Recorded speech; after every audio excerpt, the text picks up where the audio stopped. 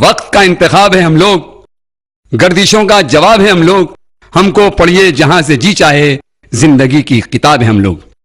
آج سے 4000 سال پہلے حضرت ابراہیم علیہ السلام نے اپنے بیٹے حضرت اسماعیل علیہ السلام کے ساتھ مل کر خانہ کعبہ کی تعمیر کی، جو آج دنیا بھر کے مسلمانوں کی عقیدت کا مرکز ہے۔ بر صغیر کی تاریخ پر نظر ڈالیں، یہاں بھی ایسے باپ بیٹے نظر آ جائیں گے جہاں باپ نے کسی مشن کی بنیاد ڈالی اور بیٹے نے اس سلسلے کو آگے بڑھایا۔ حضرت مولانا قاسم نانوتوی رحمۃ اللہ علیہ نے دارالعلوم دیوبند کی بنیاد ڈالی اور ان کے صاحبزادے مولانا حافظ احمد صاحب نے اس کو تکمیل تک پہنچایا، اور ان کے صاحبزادے قاری محمد طیب صاحب رحمۃ اللہ علیہ نے اس دارالعلوم دیوبند کو عالم اسلام کی سب سے بڑی یونیورسٹی بنا دیا۔ اسی طرح امام اہل سنت حضرت مولانا امام احمد رضا خان صاحب رحمۃ اللہ علیہ نے دین و سنت کی احیاء اور تجدید کا جو مشن شروع کیا تھا، اس کو پائے تکمیل تک حضور مفتی اعظم ہند حضرت مولانا مصطفیٰ رضا خان صاحب نے عروج پر پہنچایا۔ اتر پردیش کے مردم خیز صدیقی خاندان کے دونوں باپ بیٹے، جنہوں نے مل کر ملک و ملت کی بے پناہ خدمت کی، اور یہ سلسلہ ابھی تک جاری ہے۔ دونوں کے میدان عمل جدا جدا ہیں، لیکن مقصد اور منزل ایک ہی ہیں۔ ملک کی تعمیر و ترقی، ملت اسلامیہ کی فلاح و بہبود، ہر غم خوار کے آنسو پوچھنا ان کا مشن ہے۔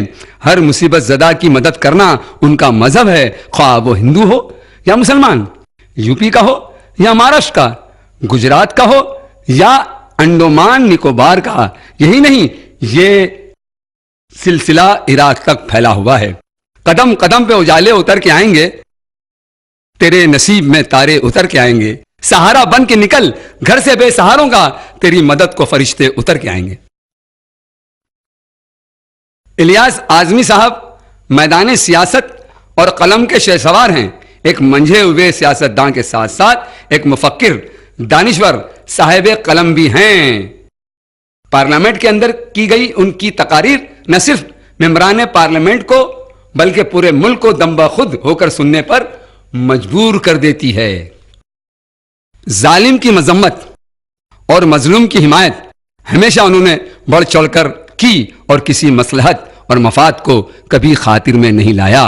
خوف ان کو چھو کر نہیں گیا ہے۔ حق بات کہنے میں وہ کسی بڑی سے بڑی طاقت کا نہ تو لحاظ رکھتے ہیں اور نہ ان سے مروب ہوتے ہیں۔ میں آئینہ ہوں، دکھاؤں گا داغ چہرے کے، میں آئینہ ہوں، دکھاؤں گا داغ چہرے کے، جسے برا لگے سامنے سے ہٹ جائے۔ اتر پردیش کے پسماندہ ترین علاقہ شاہ آباد ہردوئی سے 2 مرتبہ بہوجن سماج پارٹی سے چناؤ لڑے ہیں اور جیتے ہیں، اور اس مرتبہ آپ کے علاقے لکھیم پور سے میدان میں ہیں۔ بہن مایاوتی جی نے اس مرتبہ الیاس اعظمی صاحب کو آپ کے علاقے کی نمائندگی کا اعزاز بخشا ہے۔ نہ الیاس اعظمی صاحب کے لیے یہ علاقہ اجنبی ہے اور نہ آپ کے لیے الیاس اعظمی صاحب غیر معروف ہیں، دونوں ایک دوسرے کو جانتے ہیں۔ بہن مایاوتی جی نے لکھیم پور کھیری کے عوام پر اعتماد کیا، اور اب اس اعتماد پر پورا اترنا آپ کی ذمہ داری ہے۔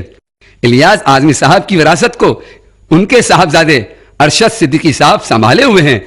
الیاس اعظمی صاحب نے یو پی اور دلی کو اپنا میدان کارزار بنا رکھا ہے، تو ارشد صدیقی صاحب کی کرم بھومی عرس البلاد ممبئی شہر ہے۔ ایک کامیاب بزنس مین ہونے کے ساتھ ساتھ ارشد صدیقی صاحب ایک حساس اور درد مند دل کے مالک ہیں۔ درد دل کے واسطے پیدا کیا انسان کو، درد دل کے واسطے پیدا کیا انسان کو، ورنہ تات کے لیے کچھ کم نہ تھے کروبیاں۔ خدمت خلق کے نام پر ان کا دل دھڑکتا ہے، مصیبت زدہ کی تکلیف ان کے لیے ناقابل برداشت ہے، اس کے لیے وہ کسی بھی وقت اور کسی بھی حال میں مدد کے لیے کمر بستہ رہتے ہیں۔ Red Crescent Society of India, جس کے ارشد صدیقی صاحب فاؤنڈر و چیئرمین ہیں، مصیبت زدہ انسانوں کی مدد کے لیے عالمی سطح پر شہرت حاصل کر چکی ہے۔ ہندوستان کے چوٹی کے سیاستدانوں اور ملک کے بے شمار باوقار اداروں اور شخصیات نے ان کی خدمات کو خراج تحسین پیش کیا ہے۔ ارشد صدیقی صاحب کی انہی خدمات کا رابطہ عالم اسلامی کے جنرل سیکریٹری اور سعودی مجلس شورا کے اسپیکر